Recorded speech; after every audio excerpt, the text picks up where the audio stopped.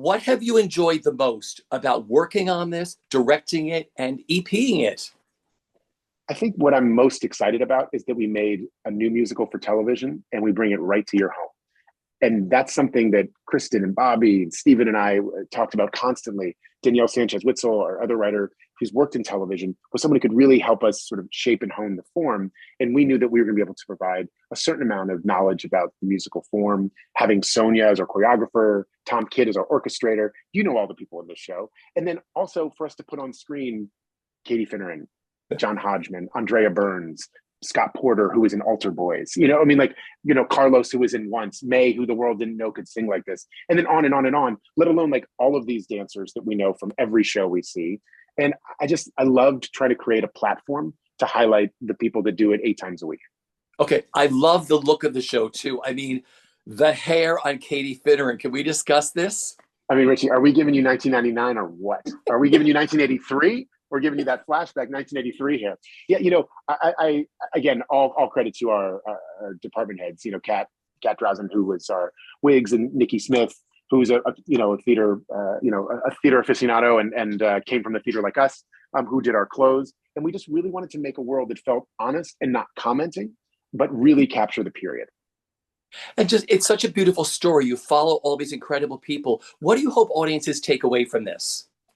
Well, I hope people see the power of the musical. I hope people see that this can make you feel something. This can make you laugh. That can be right next to the thing that might even make you cry. And I think there's such vulnerability in these characters. And I think that May and Carlos are just like, bananas talented. And so I'm really excited for people to see May sing because I don't know that she can do that. I'm excited for people to get to know Carlos and see what he can do because they know him from other things too. And I just think that we wanted to create a world that was vivid, that was vibrant, and felt like it could reflect back something that we all understand. Because what we're saying is everybody has these things in their head that prevent them from moving forward.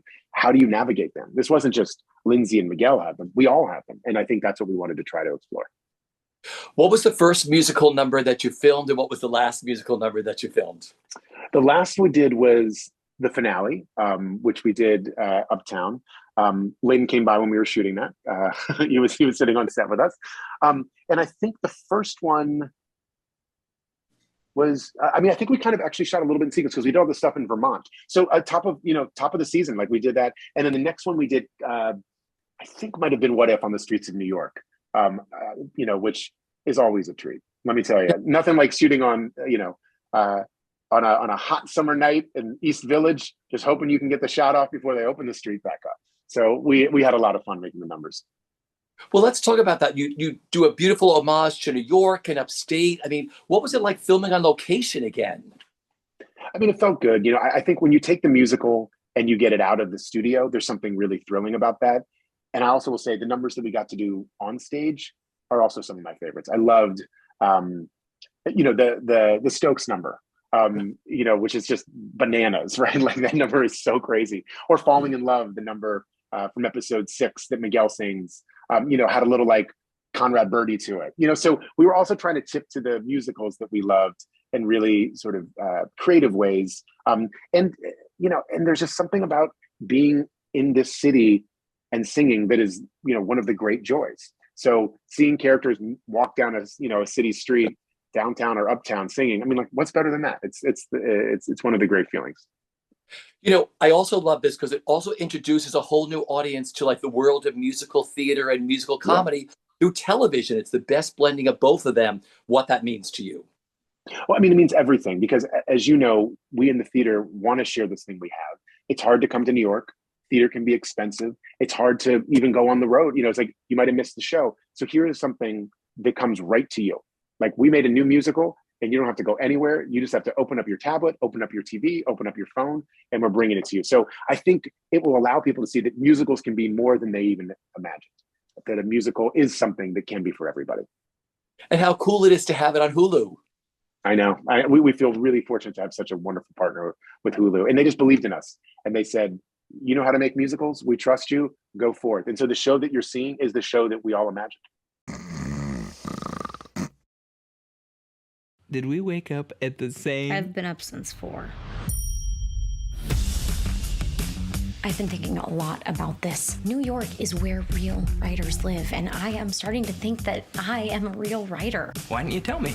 Do not say it. Careful now. Keep it to yourself, Linz. I just have all these voices in my head all the time. Now you've done it. Nice pants.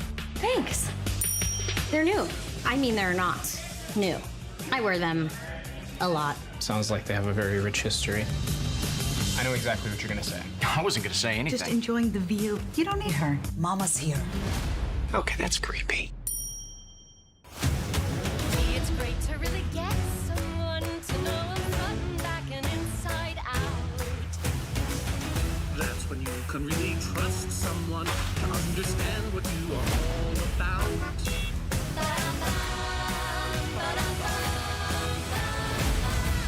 I came here to focus on myself. This could be a life-changing opportunity. You have no reason to believe that. What about this reason? It's funny, the devil's actually a very misunderstood card. Did you always want to be a writer? I think I always knew I had something to say, but just afraid no one wanted to hear it. She doesn't like you. She just thinks you're rich. Hey, don't listen to her. You're doing great, buddy. What are you thinking about? Nothing. I've listened to so many different people telling me who I should be. What are you doing? It's different with Lindsay because she's special. That is actually very sweet. It's time to give up and come home. I belong in this city. You've been hit by 3 cabs. At very low speeds. All those voices floating in her head, saying no in a million different ways. They don't see what I do. She doesn't appreciate you. She doesn't deserve you. This isn't your life. This is my life. I am sick and tired of everyone telling me what I'm supposed to do.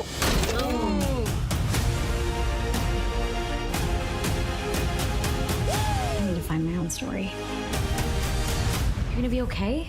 I can handle it.